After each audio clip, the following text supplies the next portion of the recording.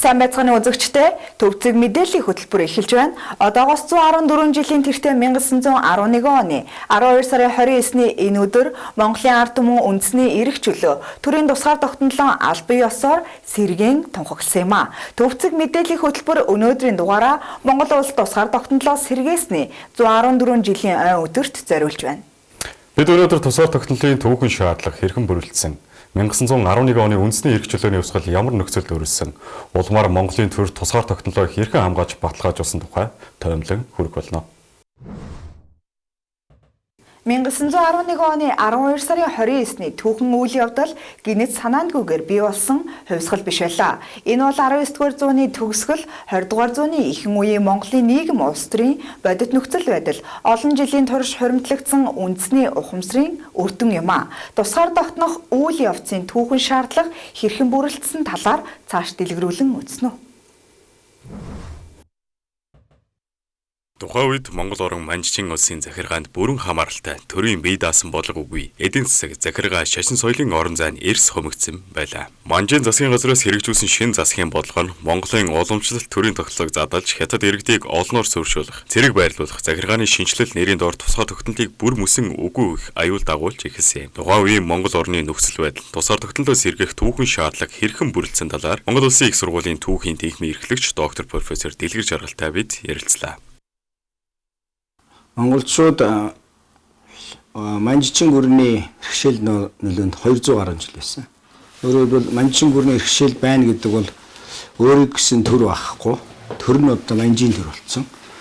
Одоо Манжийн захиргаанд, Манжийн төрийн захиргаанд байсан гэсэн үг шүү дээ, тийм. Өөрөөр хэлбэл энийг бол тусгаар тогтнолоо алдах гэж ярьж байгаа. Аливаа улс үндэсний тусгаар тогтнолыг алдна гэдэг бол төрийн устгаж байгаа, тийм. Тэгэхээр Монголын төрийг байхгүй болгож ирэх гэсэн үг шүү дээ. Тэр бол одоо тусгаар тогтнолоо алдаж байгаа. Ийм одоо монголчуудын хувьд л жоохон буурд орж явсан үеийн түүх юм да. Тэгээд одоо халах монголчуудаар ботход 1691 оноор бодох юм бол 220 жил тийм ээ. За тэгээд өвөр монголч 1636 оноор бодох юм бол бүр одоо 200 мөлийн гаруй жил.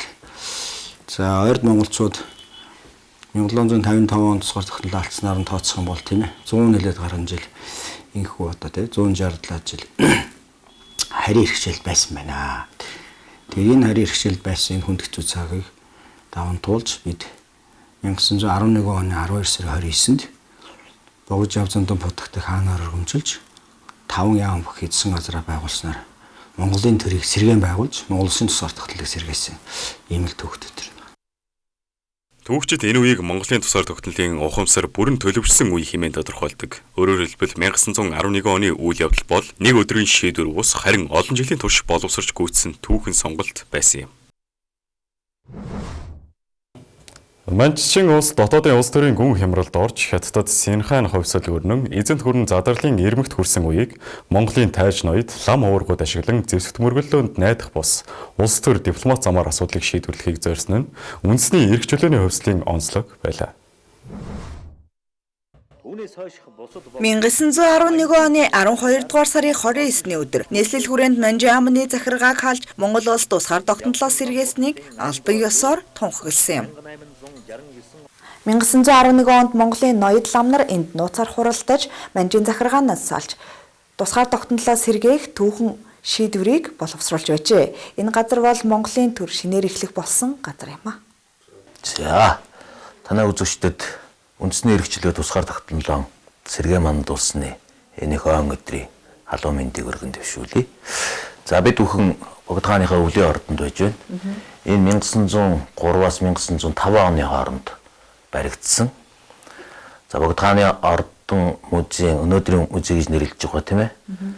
Энэ одоо цогцлбор байдлаар хадгалж үлдсэн уран барилга, хосгүйнт үзмрүүдийн хосломол энэ сайхан газар бол анх эхлээд бол Богд хааны ням бяцлаглын өргөөг барих зорилттайгаар бүтээгдсэн ийм одоо цогцлбор. За энэ бол 1893 онд эхэлсэн. Түүнээс 10 жилийн дараагаас энэ өвлийн ордон өвөл амьдрах байрна гэсэн үг шүү дээ. Яаж баригдсан бэ гэхлээр Оросын цагаан хаан 4 хүүхэдтэй. Нэг хүүхэд нь одоо бие муу түүнийг тухайн цаг үеийн Европын ангаа ухаан эдгэж үл чадсан учраас тусдаа эм тан судар ном богдоос залсан гэж аман ярианд хэлцдэг. Тэгээд тэрийг эдгээсэн.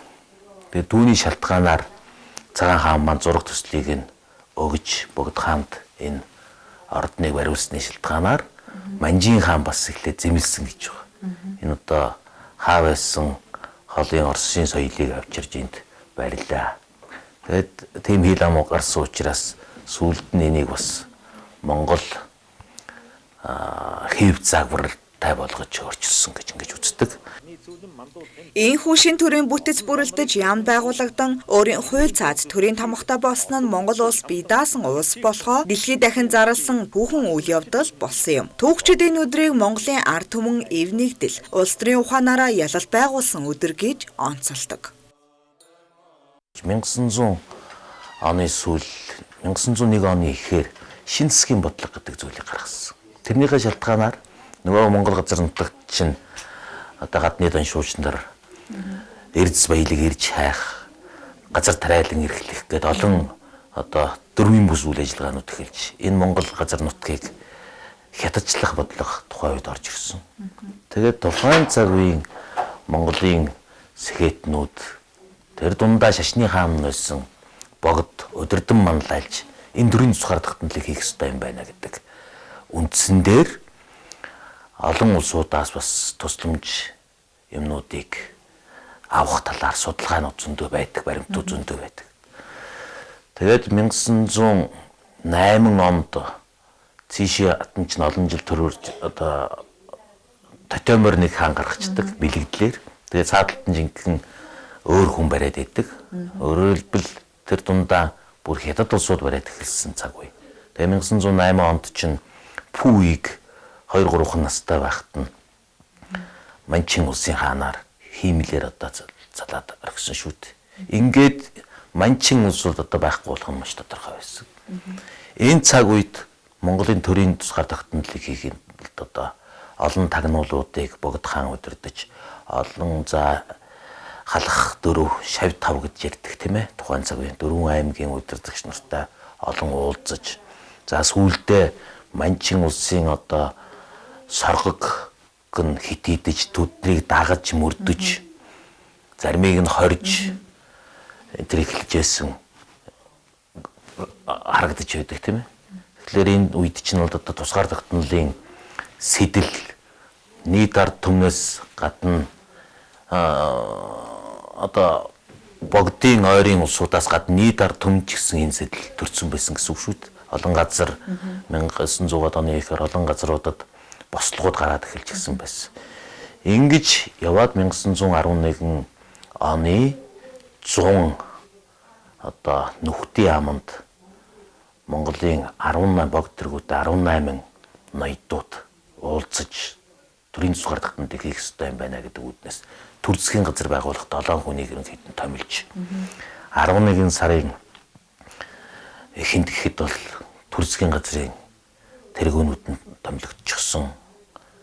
Одоо Жагдаржуу, Гадимбалын Жагдаржуу гэж хүн төр засгийн газрын тэргүүнээр болоод 4 аймагуудаас мөнгө төгрөг татаад 2 түмэн лан 1 аймгаас гэж байгаа шүү дээ. 4 аймаг гэдэг чинь 8 тэрбум лан мөнгөийг та богд өөрөө 100 лангийн одоо мөнгөн эмбүг 2400 гаргаад ингээд улсыг байгуулахад бэлтгэл ажлыг хийж түрүүн дээр та бүхэн харсан сентийн хувц хунар тийм ээ эн чинь ганцхан төрийн хаан болж байгаа юм биш шашин төрийг хослон баригч хаанаар тодорч байгаа юм. Ингэж яагаад богдыг одоо тодруулах гэхээр тухайн цаг үед богд шиг өндөр нэр хүндтэй хүн бол Монгол даяард байгаагүй.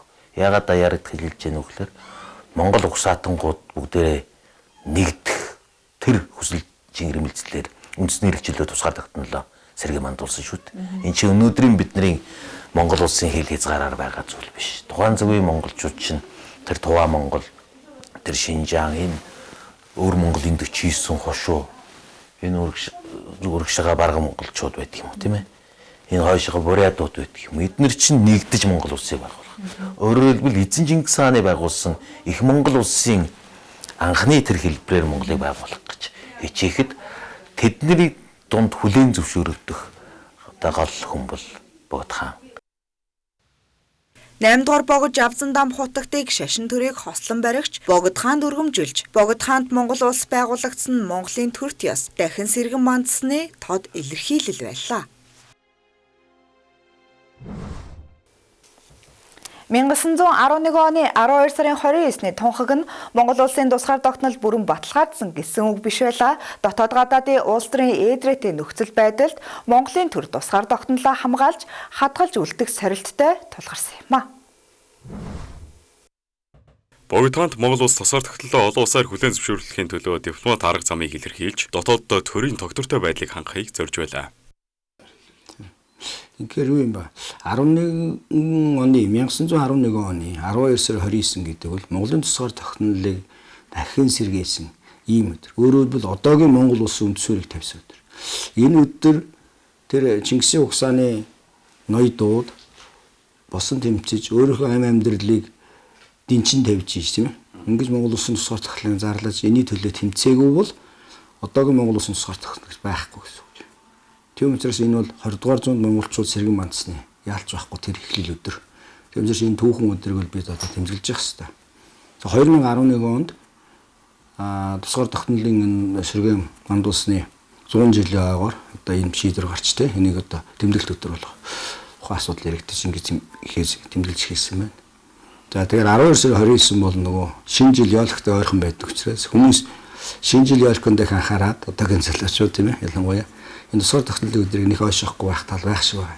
Тэгэхээр эн чинь бол манай Монгол улсын тийм ээ одоо тусгаар тогтнолоо дахин сэргээсний ялч байхгүй. Одоогийн Монгол улсын үндсээр болсон ийм л өдөр. 20 дугаар зуунд монголчууд сэргэн мандсан ийм л өдөр. За энэ л хүчээр бид өнөөдөр тусгаар тогтнолын тийм ээ энэ үеийн одоо энэ ноёдуудын монголчуудын нийтээрээ одоо босож тэмцсэний энэ эр зэрэг гаргасны энэ ихтгэл үнэмшилтэй байсны энэ тэмцлийн амин амьдралаа зориулсан олон үе ихний тэмцлийн үр дүнд тусгаар улс байгаа. Бид эрхчлөөтэй байгаа гэдэг. Бид нар одоо сайн ойлгодог байх хэрэгтэй тийм. Тийм учраас тусгаар тогтнолын түүхийг бол монгол хүмүүс мэддэг байх хэрэгтэй. Монгол хүн жинхэнэ ч монгол хүн юм бол Монголынхаа түүх соёл, Монголын төлөө амьдралаа зориулсан энэ баатарлаг ахмад үеэ хүндэгдэг байх хэрэгтэй. Тийм ээ. Бас нөгөө талаас Монгол улсын иргэн бүхэн бол Монголын тусгаар тогтнолыг бэхжүүлэхийн төлөө, үндсэн ийм нэгдлийг бэхжүүлэхийн төлөө бас хувь нэмрээ оруулахыг хичээдэг байх хэрэгтэй тийм. За иймэрхүү зүйлүүдийг бас бодож явах хэрэгтэй л гэж хэлмээр байна да. Монголын нийт телевиз үзэгчид монголчуудаа за Монгол улс тусгаар тогтнолоо сэргээн мандуулсны 114 жилийн баярын мэндийг хүргэе. За Монгол улсын тусгаар тогтнол үрд мандар мадархалтгай. Түүхчид 1911 оны үндэсний эрх чөлөөний хувьсгалыг Монголын тусгаар тогтнолын түүхэн эхлэл, төрийн залгамж чанарыг хадгалж үлдсэн онцгой ач холбогдолтой үйл явдал гэж үнэлдэг. Учир нь энэ хувьсгал байгаагүй бол Монгол улс өнөөгийн тусгаар тогтсон улс болон хөгжих суурь тавигдах боломжгүй байсан юм. Энэ бүх тусгаар тогтно гэдэг чинь бол тусдаа айл түргэн болоод гэр тусдаа барихтай адилхан зүйл биш байж таараа. Олон жилийн тэмцэл амтайд үүссэн тэр тэмцлийн үр дүнд өнөөдрийн энэ Монгол улс дэлхийн газрын зураг дээр Монгол гэдэг нэрийг дурайтал бичигдээд харагдаж байгаа. Тэр улсыг байгуулж байгаа. Бид нар чинь дэлхийн газрын зураг дээр байхгүй байлаа шүү дээ. Тэр улсыг бий болгоод тухайн цаг үеийн гадны монголч эрдэмтэд бай, Монголд жуулчнаар тагнуулаар байдаг юм уу янз бүрийн улсууд зөндөөл явсан. Тэр бүгдийн тэмдэглэлд ер нь бол Эзэн Чингис хааны хойч үрс гэдэг үрсийн сүүлчийн он жилүүд өрнөж байна гэж бичигдэж байсан шүү дээ. Нийт дээр л тэгж харж байсан. Энэ улс үндэстэн бол ингээд дэлхий дээрээс арчигдж байгаа юм байна гэсэн тийм сэтгэлдлийг төрүүлэх хүйц байх цаг үед улсыг байгуулж чадсанараа одоо богдын том гавья. Тэгээд мэдээж энэ улсыг байгуулахад олон уулзалтууд, олон яриа хөөрөөнүүд бол энэ ордонд чимээлж байсан нь бол тодорхой юм. Ийхүү Монголын төр дотоод гадаадын улс төрийн ээдрээтэй нөхцөл байдал тусгаар тогтнолоо хамгаалж хадгалж чадсан өнөөгийн бүр эрхт Монгол улсын үндэс суурийг баталгаажуулсан билээ. Тусгай тогтнолоо зарлан тунхагласан үйл явдал нь Монголын дотоод улс төрийн шийдвэр байгаа зогсохгүй. Тухайн цаг үеийн дэлхийн геополитикийн орчин чухал нөлөө үзүүлсэн томоохон өөрчлөлт байлаа. Учир нь Чин гүрэн задан унаж, Хятадд ховсол өрнөж, Орос, Европын гүрнүүд Зүүн Азийн нөхцөл байдлыг анхааралтай ажиглаж байсан цаг үе байлаа. Тиймээс Монголын тусгай тогтнолоо тунхагласан явдал нь манай улсын хил хязгаараас хальж Их Британи, Орос, Франц, Америк нэгдсэн улс зэрэг дэлхийн томоохон гүрнүүдийн хэвлэл мэдээллийн гол сэдэв болж тухайн үеийн сонинууд үүнийг өөр өөрийн өнцгөөс тайлбарлан бичиж байжээ. Манжчин гүрний 200 гаруй жилийн ноёрхлыг эцэс болгож Монгол улс тусгаар тогтнолоо зарлан тунхаглаж 8 дугаар богод Жавзан дам хутагтыг богод хаанаар өргөмжилсөн. Энэхүү түүхэн үйл явдлыг 114 жилийн тэртээ дэлхийн хэвлэлүүд хэрхэн тэмдэглэн үлдээсэн талаар төвцөг мэдээллийн хөтөлбөрийн гадаад мэдээний булангаар хүргэж байна. Лондон хотноо хэвлэгдэх тухайн үеийн дэлхийн хамгийн нөлөө бүхий сонинуудын нэг болох The Times сонин 1912 оны 1-р сарын дугааруудаа Монголын тухай онцгойлон анхаарчээ. Тус сонин нийтлэгдсэн мэдээ тойм нийтлүүд монголчууд Манжийн Чин гүрний захиргаанаас бүрэн гарч шашин төрийг хослуулсан шин засаглал байгуулсан тухай мэдээлсэн байна. Богд Жавзан дам хутагтыг хаанд өргөмжилсөн явдлыг The Times сонин теократ шинжтэй уламжлалт төрийн хэлбэрийг сэргээсэн улс төрийн шийдвэр хэмээн тодорхойлж бичсэн байна. Мөн тус сонин Монголын тусгаар тогтнолыг Аз дахь Чин гүрний задралын бодит илэрлэл гэж нэрлэж энэ үйл явдал нь Орос Хятадын хоорондын геополитикийн тэнцвэрт байдалд шууд нөлөөлж болзошгүйг онцлон бичсэн байна. Тухайлбал Монгол улс бие даасан байдалтай болсноор Оросын нөлөө нэмэгдэх, Хятадын хойд хэлд шин сорилт үүсэх магадaltaйг анхааруулжээ. The Times сонин нийтлүүдэд Монголын шин төрийг шууд хүлээн зөвшөөрсөн өнгө аяс тодорхой харагддаггүйч бодит байдал дээр бий болсон шин улс төрийн нөхцөл хэмээн үнэлж, үүнийг өгөөсгөх боломжгүй гэж үнэлж дүгнсэн байна. 1911-ээс 1912 онд Оросын эзэнт гүрний нийслэл Санкт Петербург хотод хэвлэгддэг байсан Рек Санкт Петербург ведомости зэрэг сонинууд Монголын тусгаар тогтнолын талаар харьцангуй дэлгэрэнгүй тогтмол мэдээлж байлаа. Оросын эзэнт гүрний хэвлэлүүд монголчуудын тусгаар тогтнолын хөдөлгөөнийг Чин гүрний бодлогын алдаа, дотоод сулралын шууд үр дагавар гэж үзсэн бөгөөд Монголын язгууртнууд шашны тэргүүнүүд нэгдэж тусгаар тогтнолын асуудлаар нэгдсэн байр суурьд хүрсэн явдлыг онцолжээ. Нийтлүүдэд Богд хааныг зөвхөн шашны удирдагч бус улс төрийн бодит эрх мэдэл бүхий төрийн тэргүүн болж байгааг тэмдэглэсэн нь тухайн үеийн Оросын сонинуудын онцлог байлаа. Мөн Монголын шин засаглал Оросын эзэнт гүрэнд найрсаг хандлагатай байх магадлал өндөр гэж дүгнэж, үүнийг Оросын өмнөд Сибирь, Төв Азийн аюулгүй байдал ашигтай гэж үзсэн байна. Эдгээр нийтлүүд нь тухайн үеийн Оросын гадаад бодлогын хандлагыг илтгэхийн зэрэгцээ Монгол улс тусгаар тогтнолыг бодит улс төрийн хүчин зүйл гэж хүлээн зөвшөөрж эхэлснийг харуулжээ. Франц улсын Лайзе Франсиас сэтгүүл 1912 онд нийцсэн өгүүлэлтэд Монголын тусгаар тогтнолын үйл явдлыг илүү өргөн хүрээнд бүс нутгийн түүхэн үйл явцтай холбон тайлбарлажээ. Тус сэтгүүл Монголын тусгаар тогтнолыг Аз тивд үндснүүд сэрж буй давлгааны нэг хэсэг хэмээн тодорхойлж, Хятадд өрнөсөн хувьсгал Манжийн хаант засаглал унсантай салшгүй холбоотой гэж үзсэн байна. Монголын язгууртнууд лам нарын нэгдсэн байр суурь, уламжлалт төрийн тогтолцоогоо сэргээх хүсэл эрмэлзэл тусгаар тогтнолын үндэс болсон гэж тайлбарлажээ. Францын хэвлэл Монгол улсыг том гүрнүүдийн ашиг сонирхол огтлолцсон бүсэд орших шин тоглогч хэмээн нэрлэж, цаашдын хувь заяа нь олон улсын харилцаа, ялангуяа Орос Хятадын бодлогоос ихээхэн шалтгаална гэж дүгнэсэн нь онцлог юм. Америк нэгдсэн улсын Нью-Йорк Таймс зэрэг томоохон сонинууд Монголын тусгаар тогтнолын талаар харьцангуй товч боловч бодит мэдээлэл хүргэж байлаа. Америкийн хэвлэлүүд Монголын тусгаар тогтнолыг Outer Mongolia Autonomy, өөрөөр хэлбэл гадаад Монголын автономт байдал гэж нэрлэж, Хятадд байгуулсан шинэ бүгд найрамдах засгийн газарт энэ нь томоохон сорилт болж байгааг онцолжээ. Мөн Америк нэгдсэн улсын сонинууд Монголын асуудал нь цаашид олон улсын гэрээ хэлцээр, дипломат яриа хэлцээний сэдэв болж болзошгүйг тэмдэглэж, үүнийг Зүүн Азийн тогтворгүй байдал, шилжилтийн үеийн нэг илрэл гэсэн дүгнэлтийг нийтлэлдээ агуулж байжээ. Энэхүү 1911 оны Монгол улсын тусгаар тогтнолоо тунхагласан явдал нь зөвхөн нэг үндэсний эрх чөлөөний тэмцэл байгаа зогсохгүй, тухайн үеийн дэлхийн хэвлэл мэдээллийн анхаарлын төвд орж Аз тивийн улс төрийн ирээдүйг тодорхойлох чухал үйл явдал болж байсныг гадаад сонинууд онцлон мэдээлж бачээ. Өнөөдөр үед энэ түүхийг хэрэгэн харахтаа Монгол улсын тусгаар тогтнол нь зөвхөн дотоодын шийдвэр бус дэлхийн томоохон гүрнүүдийн ажиглаж өөр өөрийн өнцгөөс дүгнэж байсан бодит түүхэн үйл явдал байсныг дахин сануулж байна. Монголын ард түмний тусгаар тогтнолын төлөх хүсэл тэмүүлэл бодит үр дүнд хүрсэн энэ өдөр өнөө хүртэл Монгол улсын төрийн бүрэн эрхт байдал парламентын ардчлалын түүхэн үндэс болсоор байна. Төвцөг мэдээллийн хөтөлбөр өнөөдрийн тусгай дугаараар энэхүү түүхэн үйл явдал зориуллаа. Монгол улс үндэсний эрх чөлөө тусгаар тогтнолоос сэргээсний 114 жилийн ой мэндийг эрхэм үзэгчтэй өргөн дэвшүүлье. Тусгаар тогтносон Монгол төр мөнх оршиг